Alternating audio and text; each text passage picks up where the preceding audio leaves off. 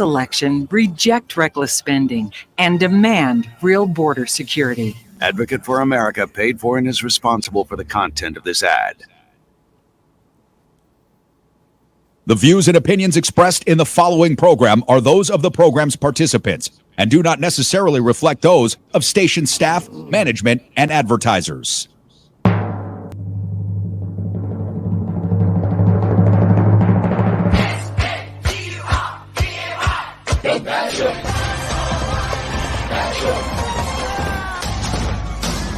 Liberalism is back in style. Welcome to the evolution. What if you knew Fox News was just lying to you? How could you watch when you know?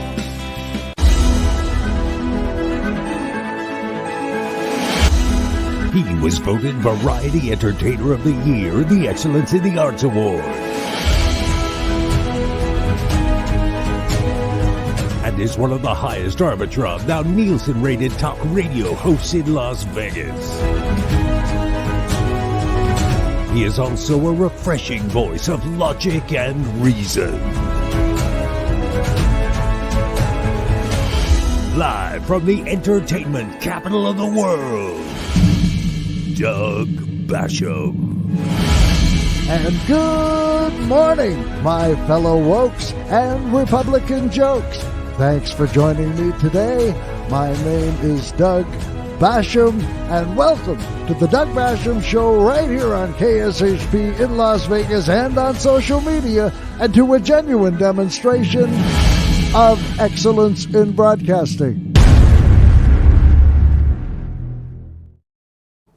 Hey everybody, great to see you all again. I am Doug Basham. My website is, not surprisingly, DougBasham.com. For Trump supporters, first name spelled D-O-U-G. Yes, there's an O in there. It's not D-U-G, D-O-U-G. For everyone else, last name spelled B as in Bob, A-S-H-A-M as in Mary. DougBasham.com. My email, Doug@DougBasham.com. And a hearty welcome to those of you listening on KSHP, AM 1400 and 107.1 FM on your radio dial here in Las Vegas. We are also broadcasting on YouTube, Facebook, Twitch, TikTok, and of course, Twitter/X. And just in case you've forgotten why Elon Musk changed the name of Twitter to X, I'm here to remind you it was so that Trump supporters would be able to spell it. But back to my website, again, DougBasham.com. It's all of one page. At the top, you'll see the show's logo. Underneath, 11 links, most of my social media sites, also one to contact me via email. The two links I would like to call your attention to the most are, 1, my YouTube page, and 2, my TikTok page. On my YouTube page, I would respectfully ask you hit the subscribe button. On TikTok, please hit the red follow button. And normally at this point, I suggest if you can, catch the show on my YouTube page. Reason being, when I play clips, I don't play audio clips, I play video clips. Let me amend that. From my website, DougBasham.com, by all means, go to my YouTube page and click on the subscribe link. Then go back to my website, and go to either my Twitter page or Facebook page to watch the show. I'll explain why when we don't have a guest. 221-7283 is our call-in number here at the station, folks. If you would like to talk on the radio somewhere in our second half hour together, that's 221-SAVE, as in Save Our Democracy, which is our ultimate and only goal in each and every show we do. And as the Venerable Joy Behar said recently on The View, I mean, he's cost a lot. I think we should lock him up now. Well,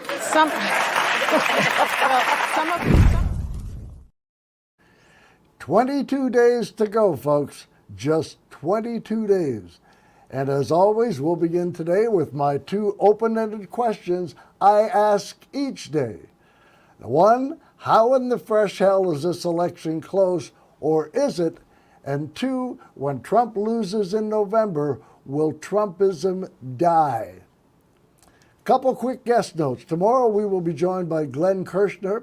Glenn is a former U.S. Army prosecutor, a former assistant U.S. attorney in the Office of the United States Attorney for the District of Columbia, and an NBC analyst. Longtime listeners to this show know he was my first choice to be Joe Biden's Attorney General. He will be my first choice to be Kamala Harris's Attorney General. Glenn will be making his second appearance on the show. In just a bit today, we will be joined by Democratic pollster Fernand Amandi. He's a featured guest on MSNBC. He's also an NBC analyst. And with all the confusion over polls, I figured it was time to have a heart-to-heart discussion with an expert. And on that note, let's get to our breaking news of the day.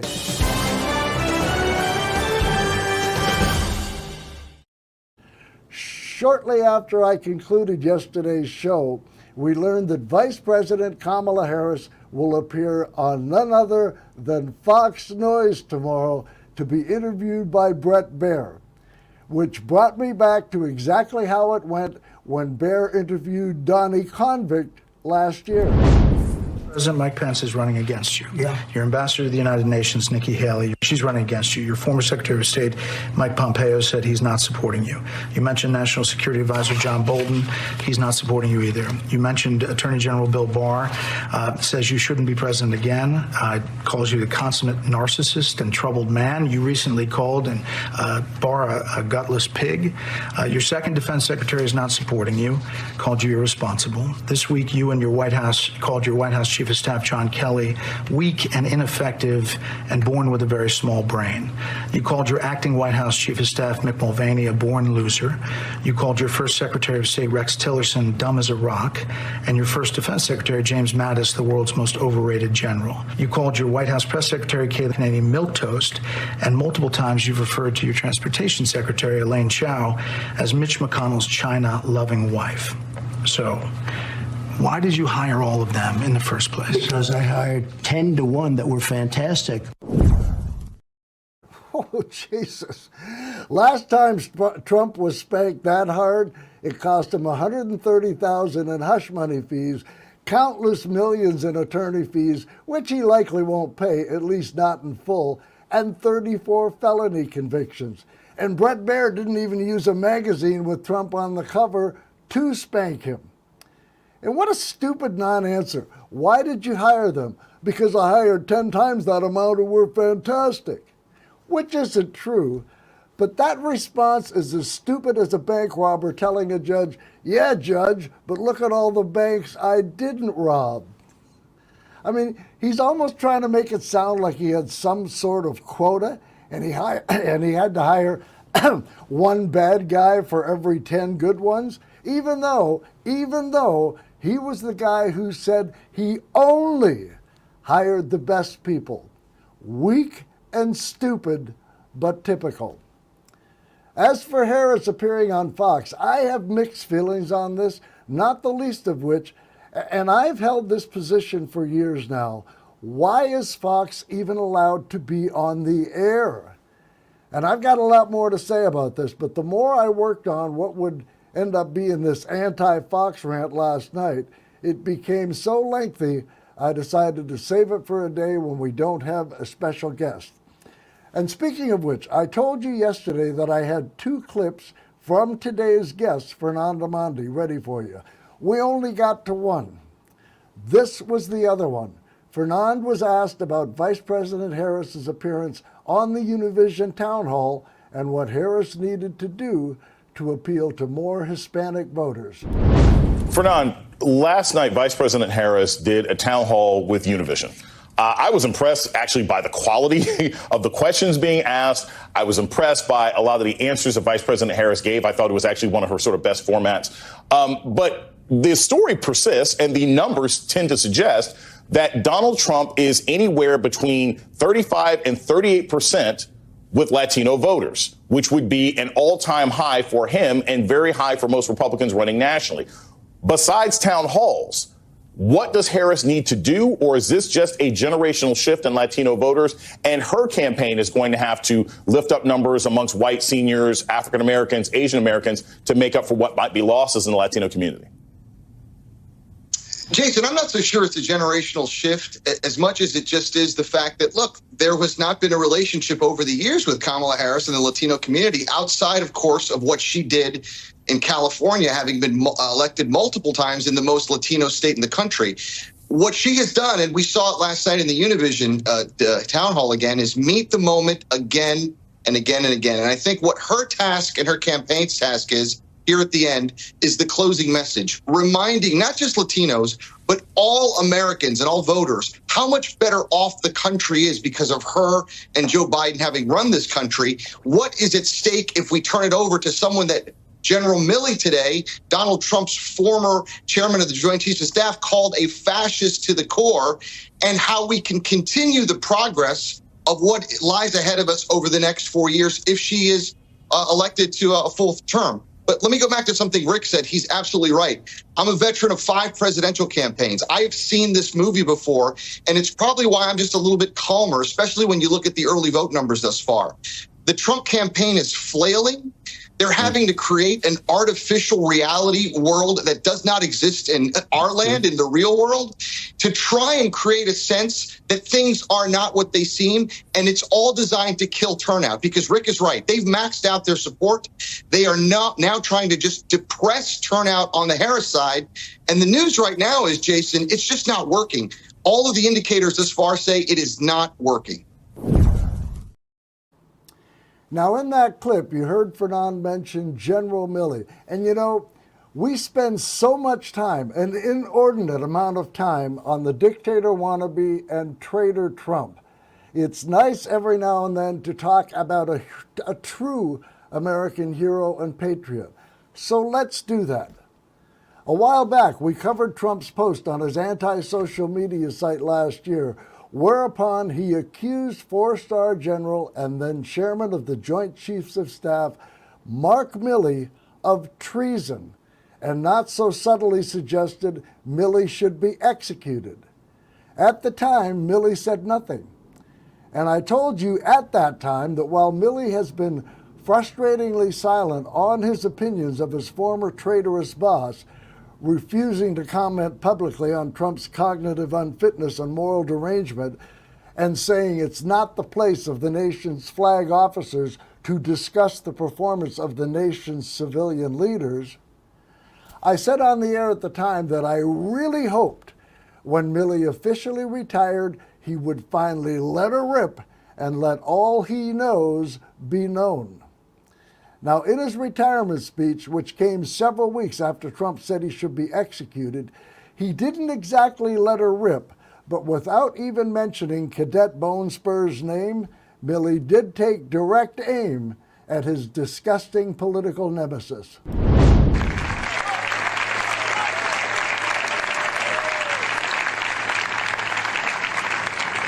I'm deeply honored to have worn the cloth of this nation for 43 and a half years, and I'm humbled to have served as the 20th chairman of the Joint Chiefs of Staff. But today is not about anyone up here on this stage. It's not about the President, the Secretary of Defense, me, CQ. It's not about us. It's about something much larger than all of us. It's about our democracy. Yep. And to whom do you think he was referring, and will continue to refer in this speech, when he said this was about our democracy? Just a wild guess, but I'm assuming the person who tried to destroy our democracy? Just saying. Oh yeah, and the guy who so traitorously called for his execution, of course. And in case you're not convinced, Milley made it crystal clear in his next remark. And listen to the obvious disdain and flat-out anger in Milley's voice, which I would say is justifiable, righteous anger. It's about our democracy. It's about our republic.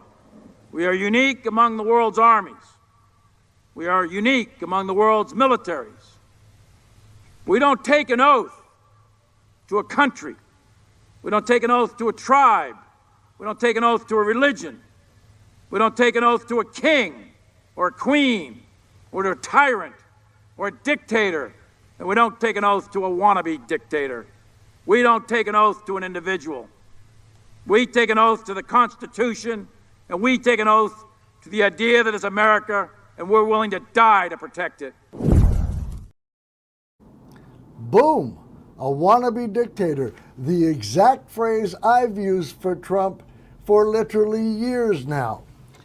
And as Milley continued, it took him a little longer to work his way back to Trump, but indeed he did, with the disgust and anger to which Trump understandably provokes him.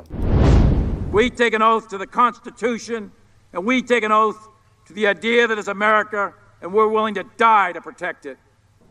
Those values and ideas are contained within the Constitution of the United States of America, which is the moral North Star for all of us who have the privilege of wearing the cloth of our nation. It is that document that all of us in uniform swear to protect and defend against all enemies, foreign and domestic. Now, did you notice the extra oomph there when he said, and domestic? He used his raspy voice like I do when I'm trying to drive a point home. And again, no question to whom he was referring, again, as he should. And Milley concluded his retirement speech by saying those who gave their all for this country did not sacrifice their lives to see our democracy perish.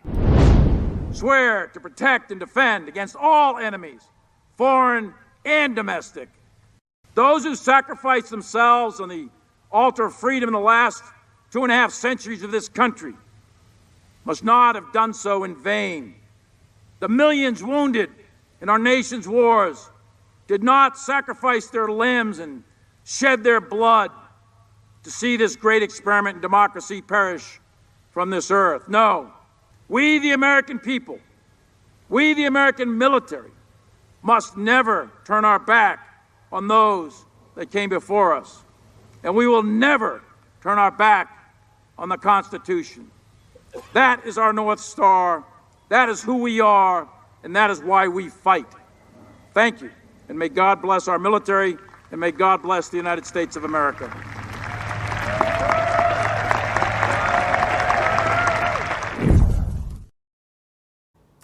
And you know, the thought that a draft-dodging, military-hating coward like Donald Trump could ask General Milley to not bring a disfigured vet in public again and then call for Milley's execution when Milley reports the truth, those are the words of every cowardly and fascistic dictator that came before Trump.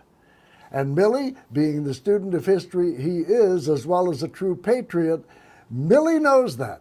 You know, as opposed to a dumbass ignoramus with little education and even less knowledge of history who thinks patriotism is achieved by wearing a stupid red hat and cheering at profanity.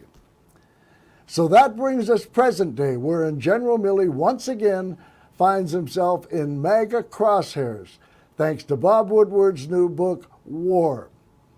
Milley told Woodward that he feared being recalled to uniform and court-martialed should Trump win next month, to which those of us in the real world would ask, for what exactly? For not bowing at the pathetic, cowardly cult leader's feet? Let me read from a new story on The Guardian. Quote, Mark Milley, a retired U.S. Army general who was chair of the Joint Chiefs of Staff under Donald Trump and Joe Biden, fears being recalled to uniform and court-martialed should Trump defeat Kamala Harris next month and return to power. He is a walking, talking advertisement of what he's going to do, Milley recently warned former colleagues. Bob Woodward writes in his upcoming book, he's saving it, and it's not just him, it's the people around him. Woodward cites Steve Bannon, Trump's former campaign chair and White House strategist, now jailed for contempt of Congress, as saying of Milley, we're going to hold him accountable. Woodward also describes Milley receiving a nonstop barrage of death threats, since his retirement last year, and quotes the former general as telling him of Trump, "No one has ever been as dangerous to this country." Milley spoke to Woodward for his previous reporting. Woodward now reports the former general as saying, "He is the most dangerous person I have ever met. I had suspicions when I talked to you." Let me do that again. I blew it. "He is the most dangerous person ever. I had suspicions when I talked to you about his mental decline and so forth, but now I realize he's a total fascist. He is now the most dangerous person in the country, a fascist to the core." End quote. And of course, members of Trump's brain-dead MAGA cult base, you know, the ones who still claim to support our troops, will start issuing death threats again. And let that ferment just for a second or two. These slovenly slags in Trump's base are threatening the lives of a four-star general and his family, all to support and defend Donald Trump? And as reprehensible as that is, they're just taking their marching orders from their dear cult leader, who has consistently shown a complete disdain for our military. His faking a medical condition to avoid the war, threatening to disown any of his own kids if they enlisted, suckers and losers, didn't want any disfigured soldiers at any of his public events because that didn't make him look good. John McCain wasn't a hero, wouldn't visit and pay tribute to the 1,800 American Marines who lost their lives at the Einmont Cemetery in northern France because it was raining.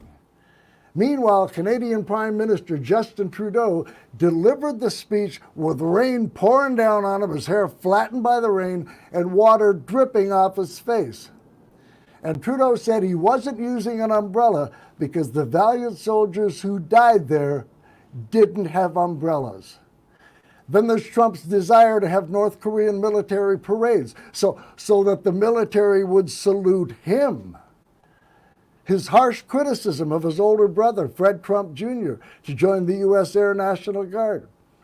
His request/demand that states only count ballots received by or cast on Election Day in the midterms, which would disenfranchise military members voting abroad.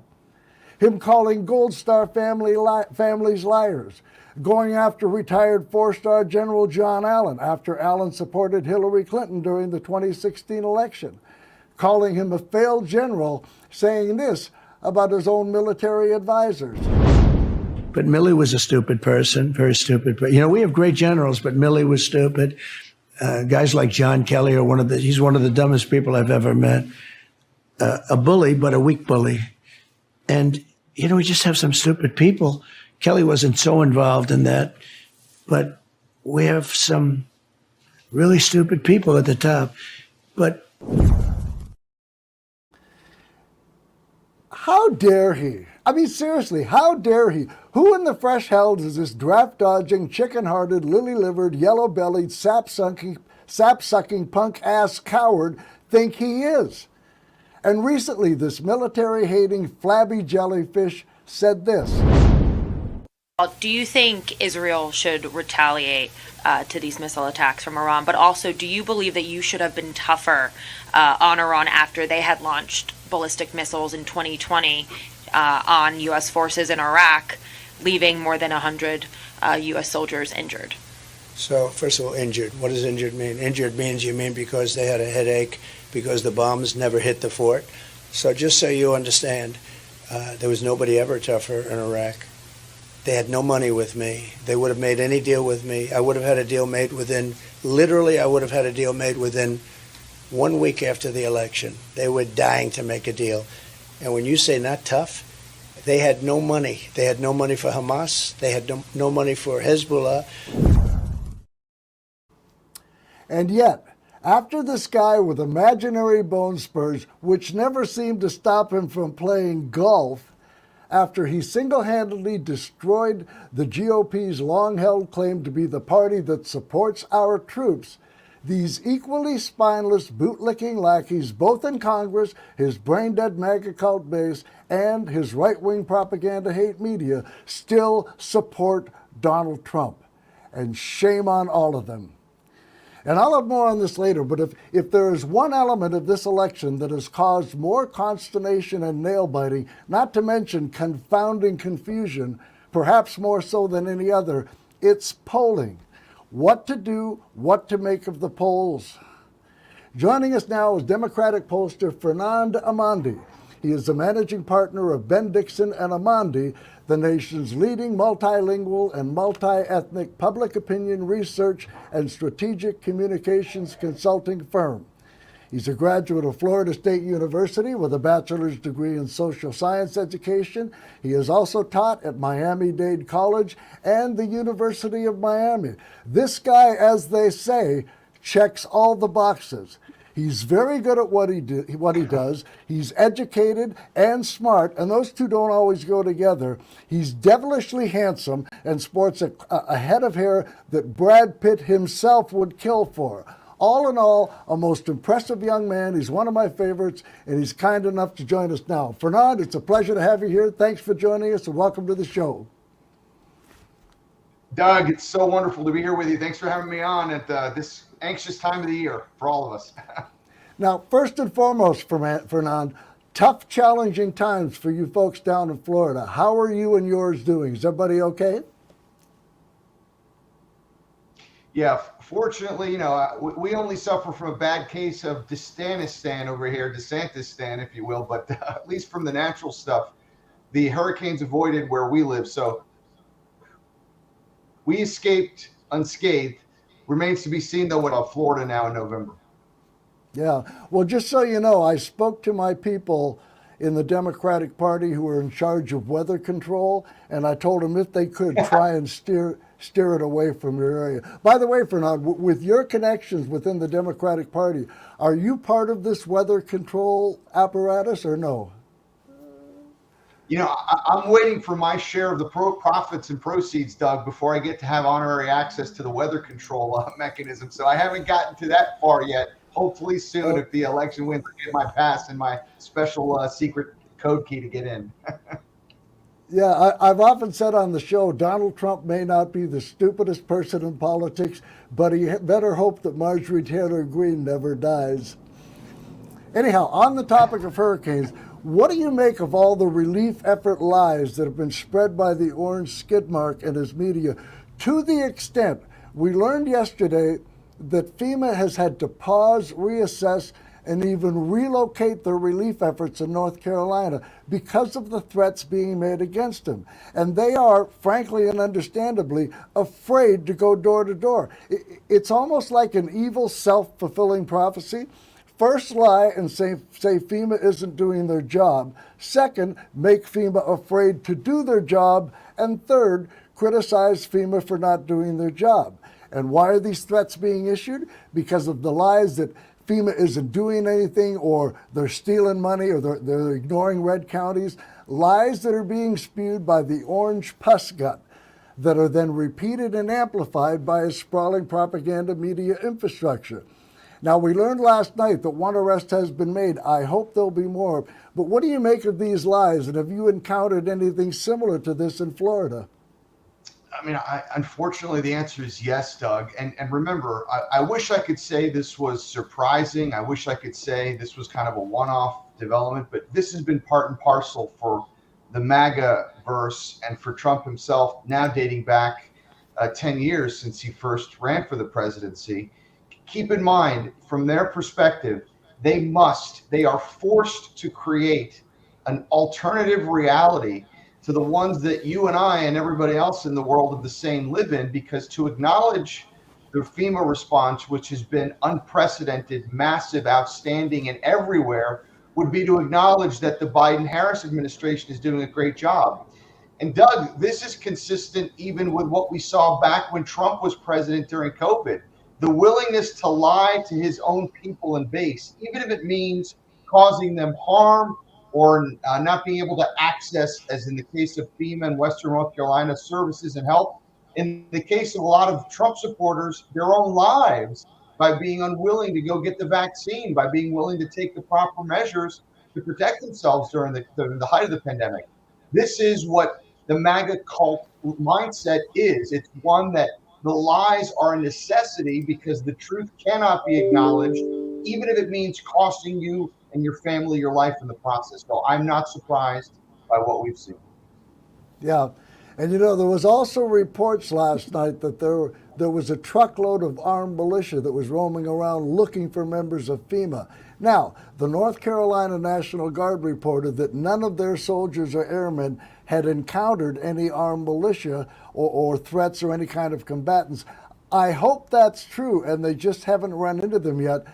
But I don't recall any other disaster and ensuing relief factor wherein relief and rescue workers were threatened. I mean, my God, Fernand, what has this country become in the era and error of Donald Trump?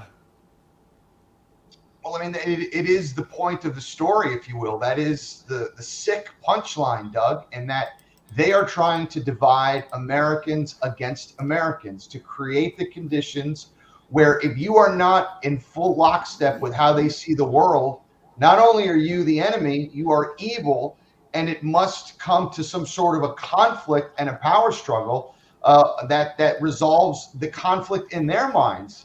So you ask the question, it's a good question, how have we gotten here? It's very simple. This is what Donald Trump and his MAGA movement have injected into the body politic.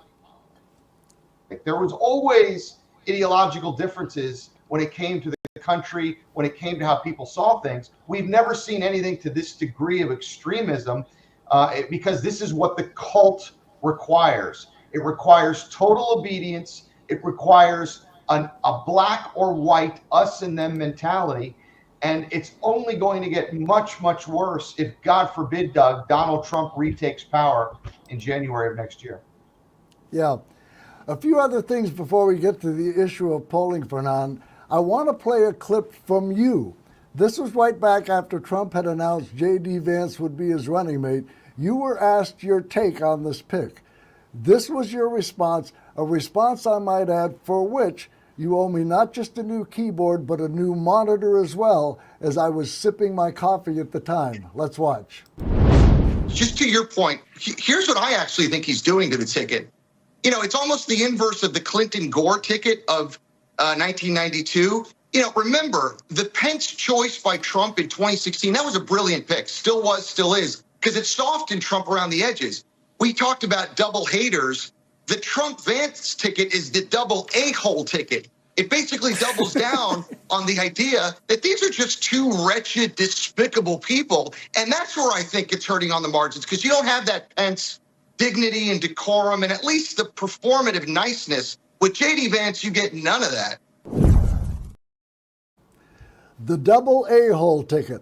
I couldn't have said it better, Fernand. And I said at the time that should have been turned into a campaign ad. But all too often, pure genius is overlooked. But well done, sir. Let me ask you your take on Kamala Harris doing an interview on Fox News tomorrow. And is that something you would have advised her to do?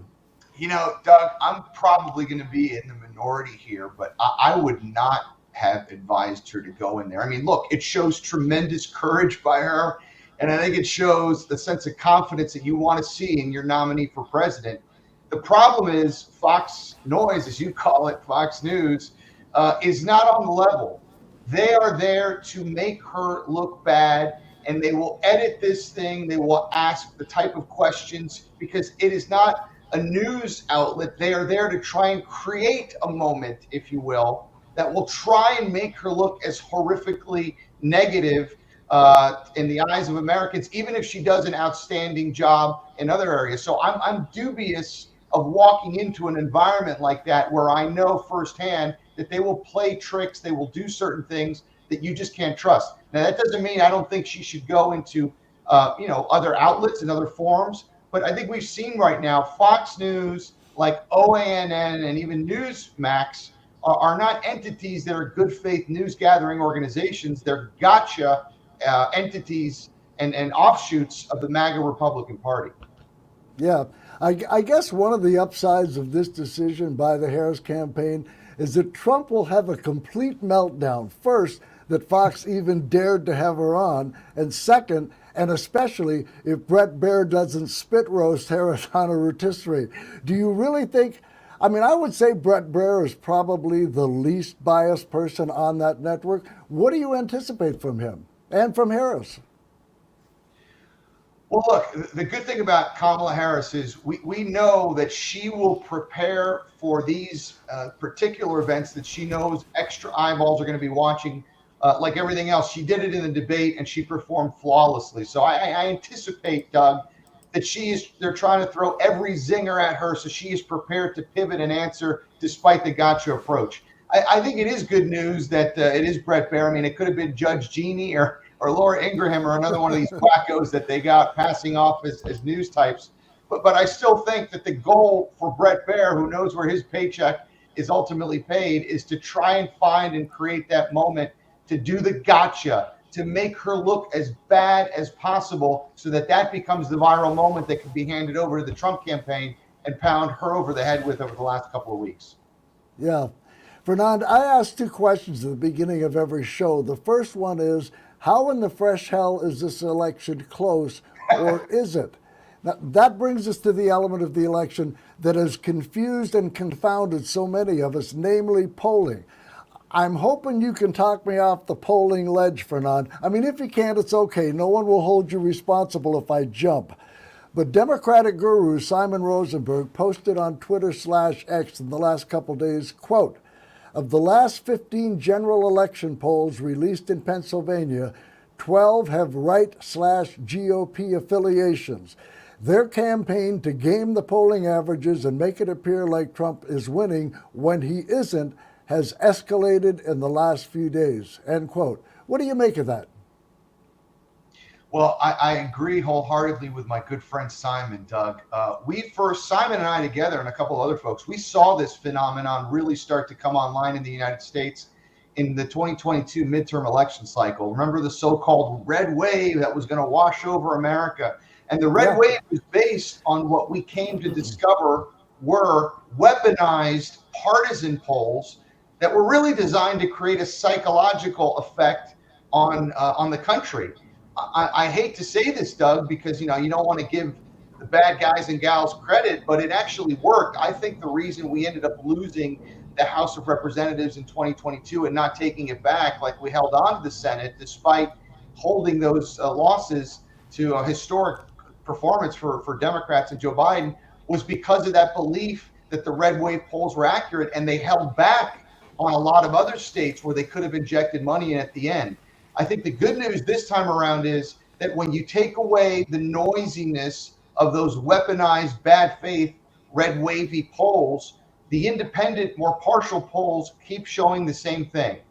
Kamala Harris is ahead in this race nationally by about 3 or maybe even 4 percentage points.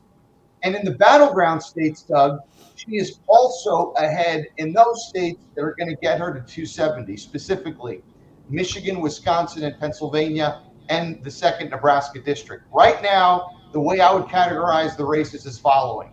Kamala Harris and Tim Walz are winning this race. We are ahead in this race, but the race is not won until we run through the ticker tape and they declare that victory on the other side. So it's not a bad thing to feel and act like it's a close race, because it is, but it's also wrong to cower and doomsday ourselves into anxiety thinking that Trump is ahead in this race when he is not. Yeah. Well, here's something that confuses me. Partisan polls aside, I get up yesterday morning, I see an NBC poll, which has long been, considered a reputable, credible poll, that has Harris and Trump tied at 48. An hour later, a CBS poll shows Harris ahead 51-48. And we all remember the polling from 2016 that showed Hillary Clinton winning substantially. What is going on with polling, Fernand? The way I see it, with the polls all over the place, one of them has to be right. How do we regular peeps know which poll we can trust? Well, at the risk of geeking out on, granular polling stuff, Doug, the truth of the matter is not all polls are created equally. And there are a series of different types of variables that will impact a poll result.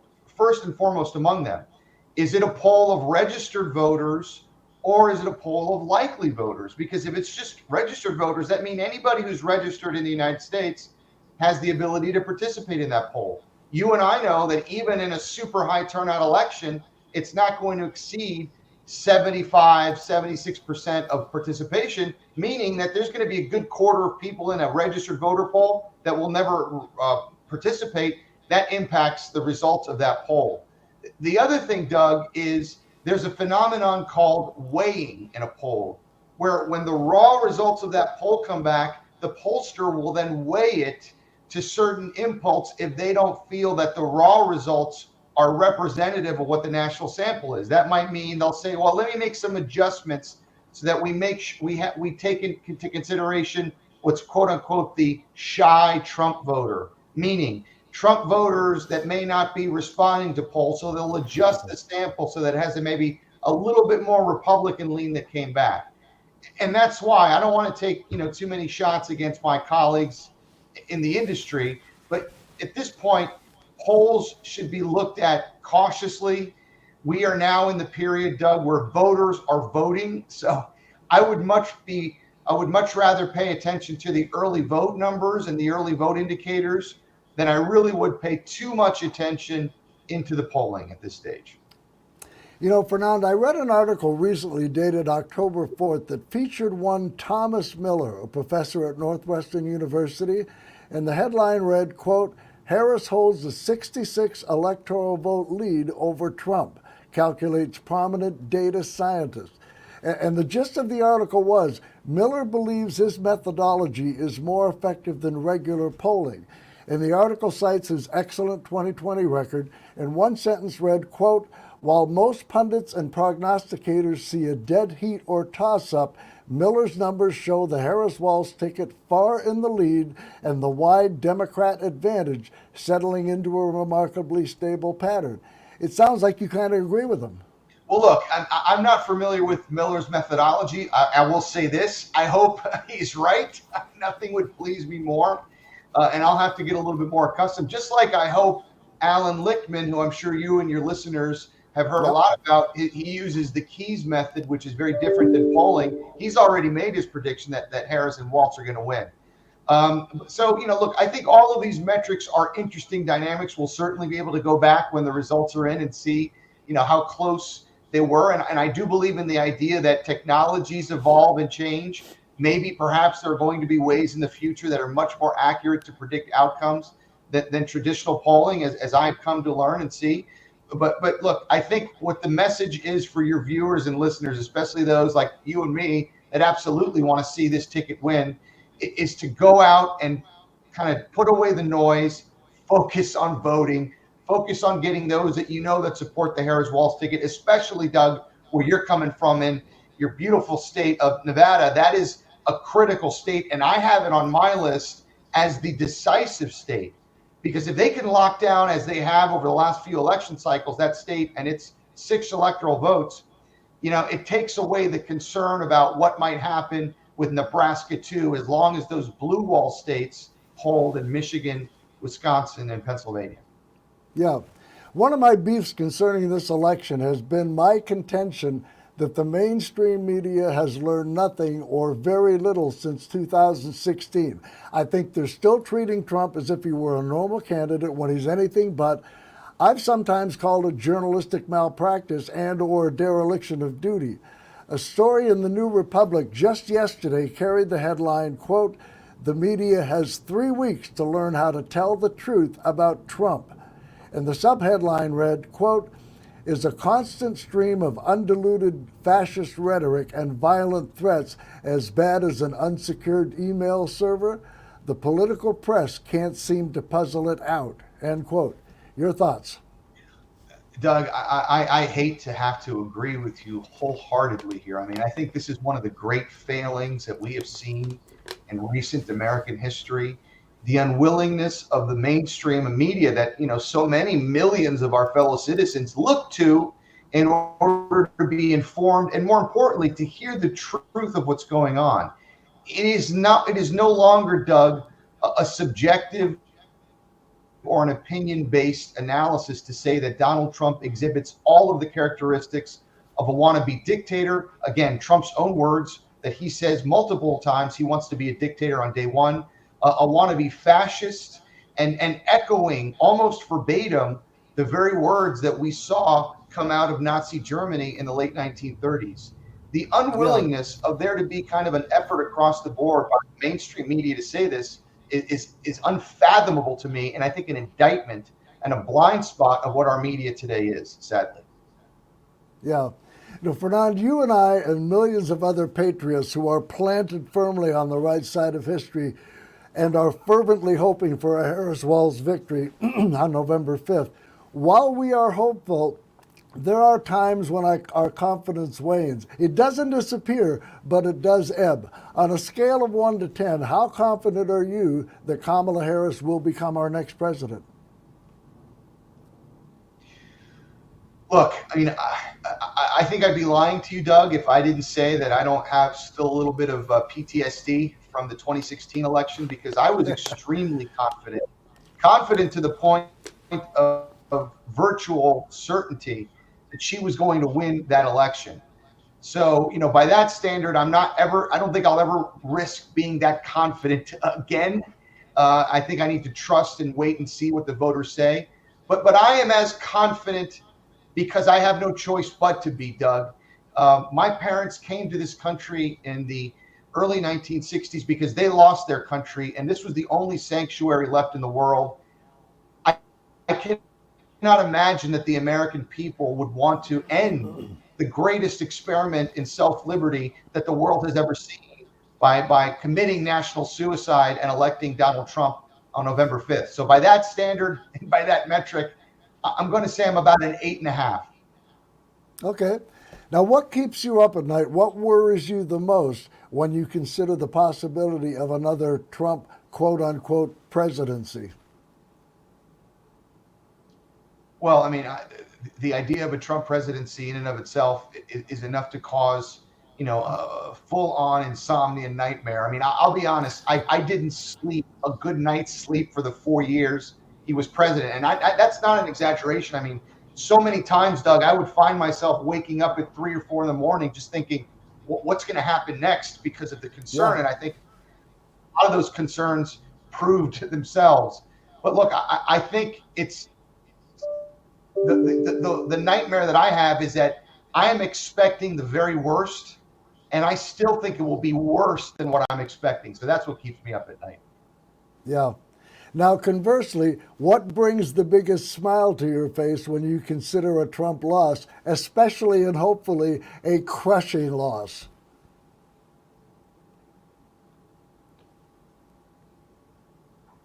Well, I mean, look, that is what I think the nation needs. I mean, I think what the Republican Party of old that, I grew up in as a child, I think that's especially what it needs. So a crushing loss that really drives a stake into the heart of the MAGA cult is precisely, I think, what the country needs to get back on the path of full recovery. I'm just not sure that we're going to see that outcome, unfortunately. I think of a crushing loss as, the 1984 election where Reagan won 48 or 49 out of the 50 states, or something like in 64 where Lyndon Johnson got in excess of 60%. I hope we see that. I'm just not sure it's there. And I think we're going to have to deal with this MAGA problem for a few more years. Yeah. And that brings me to the second question I ask every day on this show. If and when Trump loses, will Trumpism die? I know what I think. What do you think? You said it'll be around for a while. How long?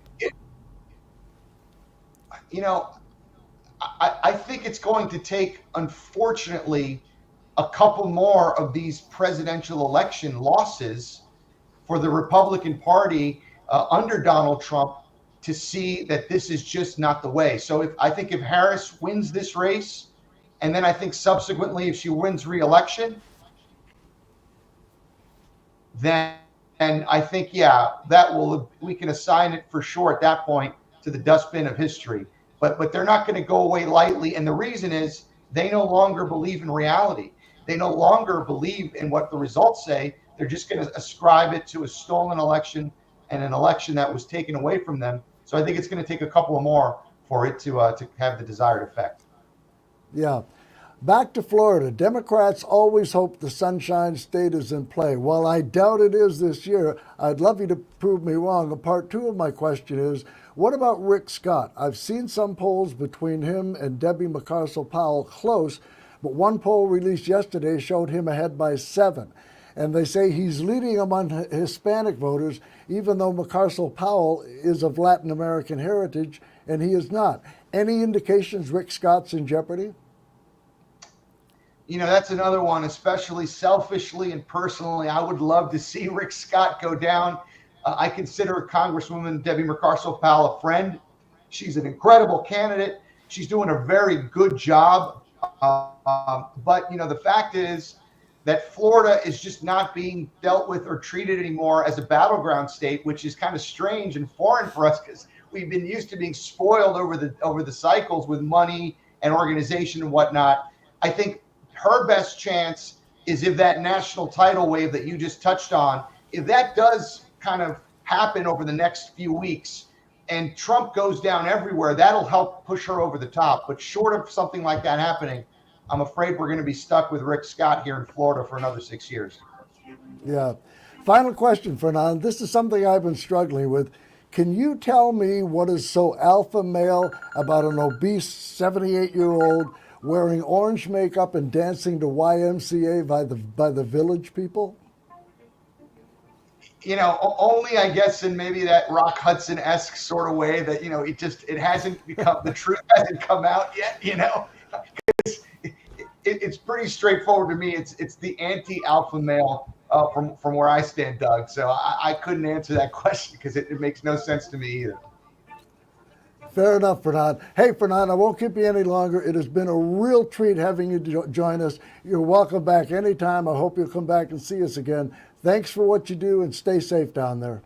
I'd love to do it. You too. And don't forget to make sure you keep doing what you're doing every day. And hopefully the good people of Las Vegas and Clark County and all there beyond deliver those votes for Kamala on November 5th. Thank you. Hey, thank you, Fernand. Take care.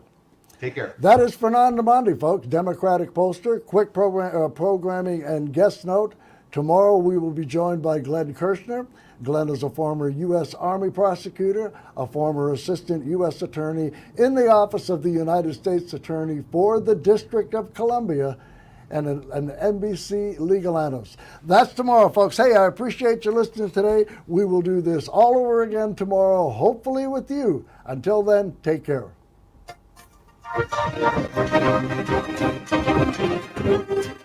Thank you.